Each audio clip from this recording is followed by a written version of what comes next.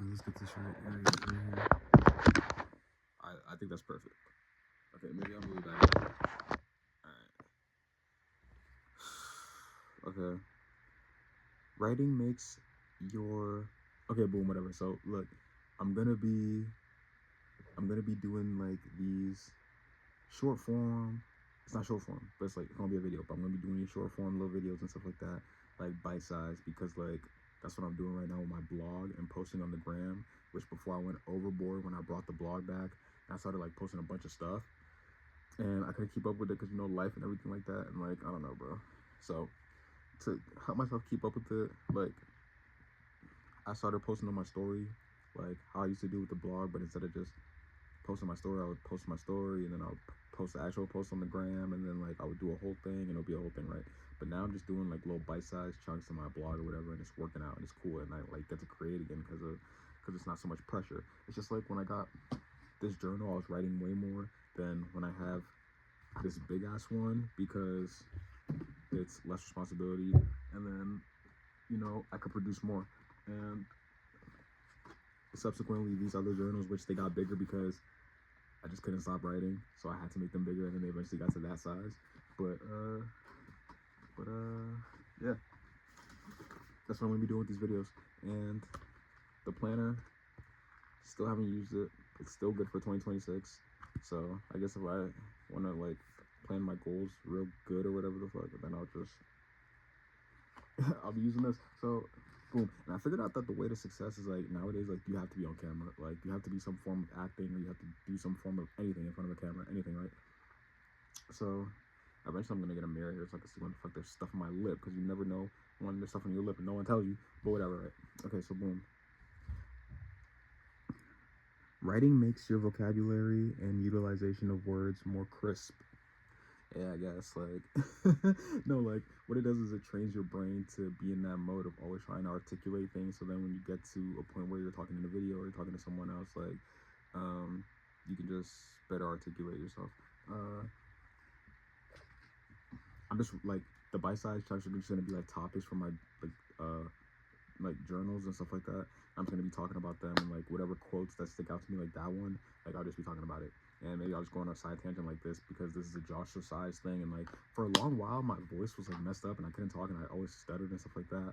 And like it seemed like as if my brain wasn't processing what I was trying to say, but really it was this part of my jaw was super underdeveloped. So imagine this whole side of my face is low-key falling, like because it isn't getting the support from my jaw that's lifting it up every time I smile, or like you know what I mean, like use my mouth to like do anything, pause. Like this side of my face wasn't holding up. There wasn't any integrity on this side. So like and that's why this like my jaw right here got super strong and this one was super weak. It was like really crazy. And like it deterred my bite strength or whatever, and like all types of things. But like that was the reason why I couldn't articulate a lot of the things I was trying to say. And like even just now talking all fast and stuff because my brain works really fast. So like when I have a bunch of thoughts, like they start coming out like super fast. Yeah, that's why I couldn't really get them out and articulate what I wanted to say, because like I didn't have the, it's not that I didn't have the faculties, it's I didn't have the motor mechanics, because my because my whole jaw was like fucked up. And so I got the jaw exercise thing, and it's been working wonders. And like now this side of my face, I could literally feel like the structure of my face changing, and when I would smile. And that's why I put so much emphasis on smiling before, because when you smiled, like it would even out your face, and then it would allow some of like this side of my face to like, I don't know, raise up or like activate, and like it would activate some of my like my body and stuff like that. And yeah, it really like crippled me, like I didn't even know. So yeah. And another thing with these short form things is like if I read some of these out, like my brain would just start going. Like it's a thing where it's like before I was scared to write in my journal, after having done the first iteration of the blog, and like writing a lot, because I didn't want to, I didn't think I had anything to say. But every time I just start, like, or I thought I needed a format to have something to say, but every time I just start, like, a bunch of thoughts just start flowing into my head, and then like everything just comes out super naturally, and it's just like I have a million things to say and I don't really know it. So it's like that's how I started out this video. But I kind of need like a base whatever layer of like, I don't know, information, thought, quote, whatever, to get started, right? So yeah, so yeah, writing definitely helps you articulate way better. And okay, so the next one is the price of overthinking. The price of overthinking is basically like um the price of overthinking is like analysis paralysis, which is like I've struggled with too. Like, and then I read this thing about Steve Jobs where it's like he had that too, and it was like decision fatigue, where it's like, and then also frugal aesthetic talks about it. Frugal aesthetic here on YouTube. Fashion, uh, fashion critic, fashion blogger, or not blogger, but um, fashion critic, right? And fashion journalist. Well, I don't know if he writes, but he's like a fashion critic, right? And an analyzer, and he talks about with and a bunch of other people talk about like the capsule wardrobe, where it's like if you just condense all your things into like a uniform that you wear every day. It used to be black pants, white top, and then like black belt, but more recently it's blue jeans, like not blue but like indigo, and like those kind of blue jeans, like they're not, I mean like the darker blue, and then any top. But like the tops can vary because it got super stale, like wearing the white top and then the black pants. So the tops can vary for me now. And like, but I like right now I'm into like tight, like muscle tees like this type shit. So because it just like fit my body better, you know what I mean? It's just like proportions with stuff like that. So you know what I mean? And yeah, stuff like that. And so I rock with that now. And then like, but it has to be like jeans. I got like those indigo blue jeans, or I got like regular blue jeans, and then like I have a fuckload of like pairs of those because like that's the uniform now. And so yeah, and I have this one earring. I get paid in a little bit. Today's Tuesday now. It's 2:32 a.m. And bro, this is just my regular like sleeping pattern time. Like I don't even. It's crazy. It's crazy. My mom is the same way. Like we have the same brain chemistry. So she's up right now too. But yeah. So the price of overthinking. So yeah, analysis paralysis, and then like so I switched my capsule wardrobe to like something that could be like you know something that could be versatile and I could like accessorize, but like also like I keep a base layer. So the base layer that stays the same as in a capsule. It's just like the bottom pieces, and then like it also has me on this like cowboy like aesthetic type thing. I might start wearing cowboy hats because that's mad cool to me, and like stuff like that. So the price of overthinking, you just have to like I don't know, figure out a mechanism to like stop the analysis paralysis and like get yourself going. For me, it's like doing things in bite sizes. So it's like I would think about this video for like a million years, and I'll think about like the concept of entertainment. That's one of my videos on this channel. You should check it out. The concept of entertainment and what it means, and like I'll do that for a little while. That reminds me of like my art teacher I had in college, where it's like, and this is like super ADHD brain going right now because I'm like thinking about it, like a bunch of things that are all coming in like my frame of view, and I'm thinking about them, and then I'm moving on to the next is coming in the frame of view, right? So like my art, but this all making sense because it's all like cohesive. So my art teacher, excuse me one second. My art teacher in college, he was mad cool. I saw him walking on the street one day, and like he had just gotten a drink, and I was like out doing whatever I was doing. Like we just started chatting up for a little bit, but he told me about his brother, or he told the class rather about his brother, who's like a master artist, but it always took him like it took him a long time, like months and months to like create his works of art, which would like come out like masterpieces, but like it would be like because he would be like overthinking the thing and like just super over analyzing it, and it's like you have to find a balance because yeah, you can create the Mona Lisa, and then that'll go on for centuries and centuries. Well, you'd have to be dead first because people only appreciate art once you're dead, but like whatever, right? So like you can spend all that time creating a masterpiece, or you could like you have to learn how to do it in tandem basically. So yeah, the price of overthinking, you have to like learn how to like stave that off. Stave, right? But I don't know that word.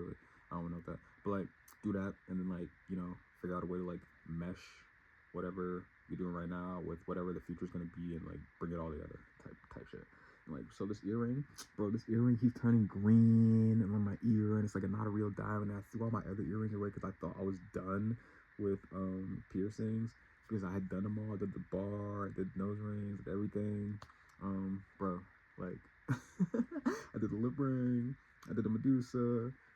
Bro, like I'm too impulsive. That's my thing. I'm too impulsive. Like, boom, pops in my head. Done with all the piercings. Boom, I'm done with my uniform. That's a black bottoms, white top. I'm throwing all the black pants away. Like it's crazy. It's crazy. So like, yeah, now it's this process. You just have to like learn how to mesh them all together. And then the last thing I'll talk about is maybe that's not the last thing. Okay. Open thoughts. Oh wait, it is open thoughts, which are free flowing, like ultra instinct. That's something I talk about in my journal, like early iterations of the blog. It's like open thoughts, which is what these kind of are right now, but like the kind of structure, because I'm like reading off this thing. Is literally this is news that I got. I don't know if this is news that I got. This letter, but free flowing like ultra instinct. I really hope I didn't show the address, but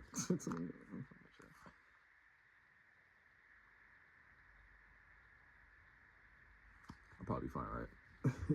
But free flowing like ultra instinct.